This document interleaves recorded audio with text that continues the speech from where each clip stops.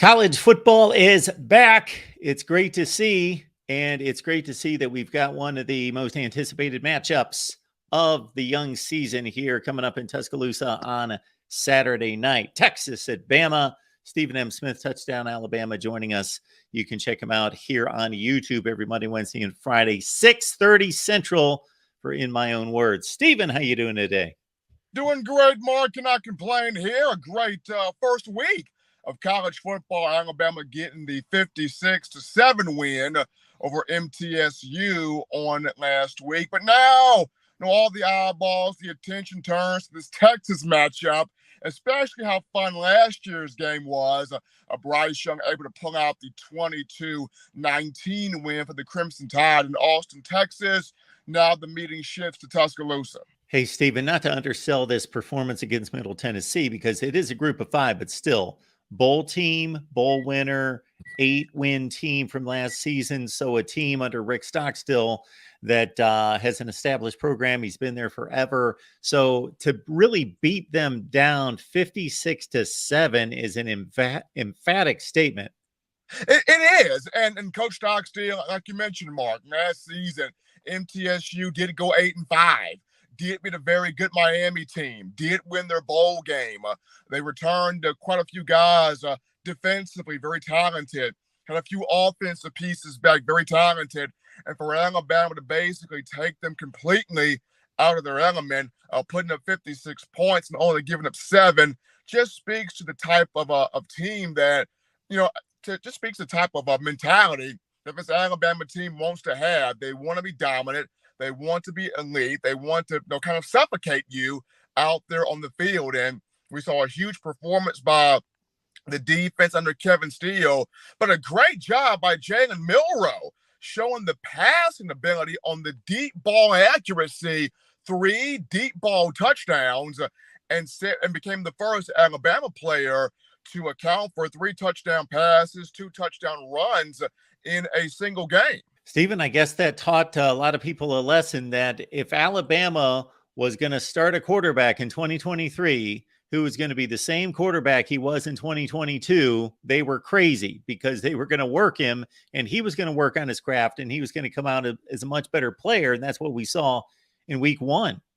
He did. I mean, you're looking from the very first play there, Mark. It was a bad snap there by Seth McLaughlin. The ball rolled on the ground. Of course, McLaughlin will get that worked out, but most coaches would tell a player, fall on the ball, don't do too much, eat the play, move on.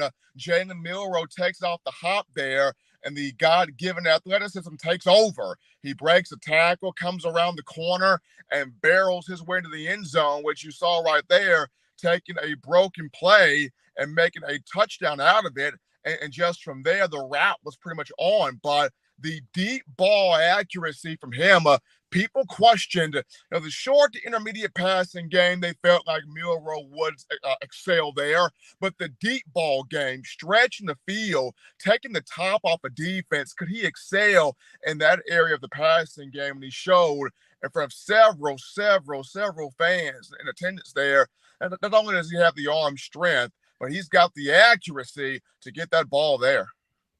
And Stephen, of course, coming into this season, the question marks just didn't surround Jalen Milroe. They surrounded the wide receiver core. So you had both ends of the passing game under a lot of criticism, under the microscope. And it was those guys on the other end, they actually have to secure the football on the other end. And they were able to do that. They did. Isaiah Bond had a big game, 3 catches, 69 yards with a touchdown for him. Jermaine Burton caught a long touchdown reception, and even Amari Niblack at tight end, 29-yard touchdown catch. So we saw the receivers hold onto the football, catch the football, the timing, the connection between Milroe and the receivers on point. And throughout fall camp, the receivers challenged themselves to be more consistent, to be more physical, to be a group that Jalen Milroe could count on and could depend on. And we saw here, very first game of the season, that camaraderie between Milroe and this group of wideouts starting to take shape here. Stephen M. Smith, Touchdown Alabama. Join him on his show here on YouTube every Monday, Wednesday, Friday, 6:30 Central. We appreciate Stephen stopping by, breaking down Bama for us. Texas is headed to town.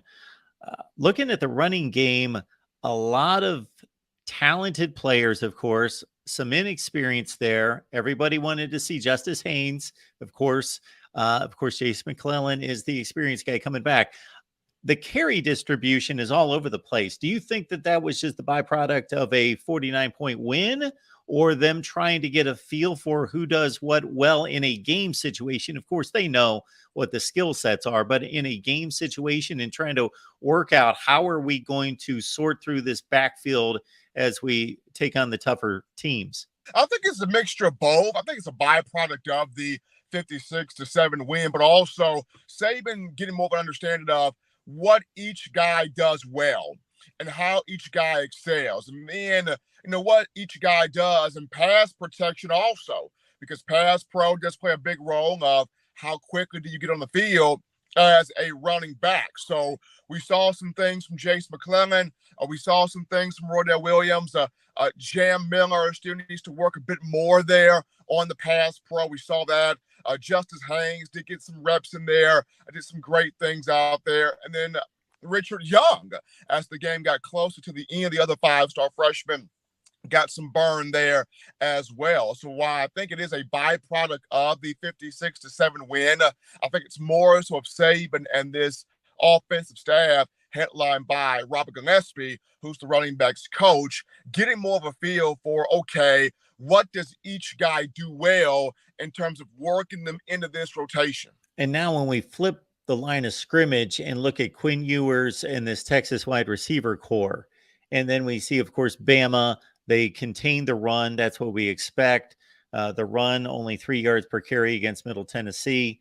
And then Will Anderson, obviously, moving on to the NFL. Where does that pass rush come from? Of course, Dallas Turner on the other side.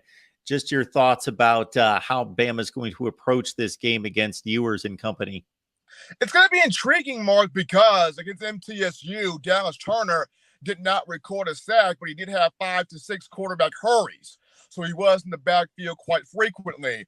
You had Quandarius Robinson, who had a sack in the matchup. Chris Braswell had a sack in the matchup. Deontay Lawson had some pressures out there, had a sack in the matchup. So I think Kevin Steele, as the defensive coordinator, he will have some pressure and looks to come after Quinn Ewers, but I think he'll also have some looks where he'll disguise the secondary and force Quinn Ewers to read, where am I trying to go to here with this football? Terrion Arnold spoke about today. Texas has got big-time receivers led by Xavier Worthy, who has big play speed. So the question is, trusting your technique, staying in the hip pocket of these wide receivers, not allowing them to do what they want to do out there in the field, but also at the same time, this is a big game for Alabama's defensive front, affecting Quinn Ewers in every way possible, whether it's pressure in the pocket, not allowing him to step up. When he breaks contain of the pocket, if he chooses to do so, having guys that can spy on him, run him down, or corral him up.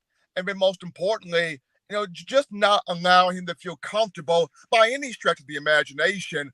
Kevin Steele will mix a lot of things up.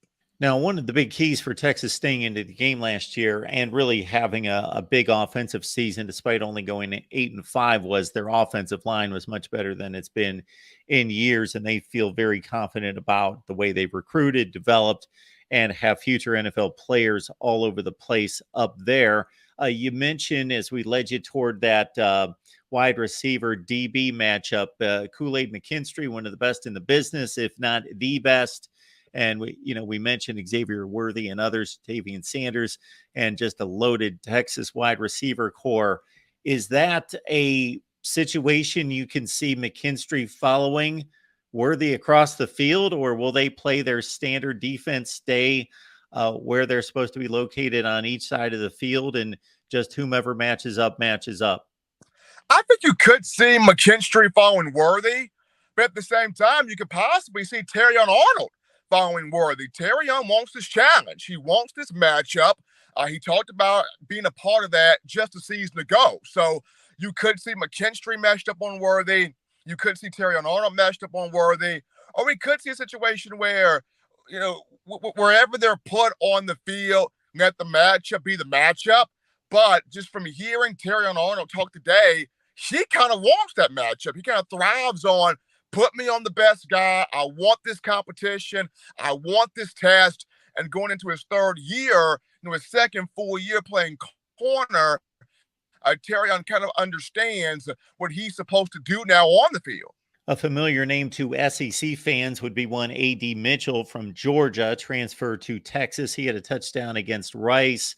I mentioned Jatavian Sanders. He gave Bama fits. He didn't roll up a ton of catches and yards from what I remember, but they had all sorts of issues holding him, trying to keep him from catching the football, and a number of PI calls against this wide receiver unit. So even though Bama came away with a win, I would think that this defensive backfield, to a certain extent, wants to make amends on a game in which it was a little uneven for him last year. Travaris Robinson, he's in his second year at Alabama as the secondary coach, so he has experience from this game. The guys want to make amends from the big plays they gave up, the penalties that ensued and happened. So they're locked in for this matchup. They're all the way locked in. Now, Saban did give an injury update on Malachi Moore and Jalen Key, two guys who were a bit banged up there against MTSU.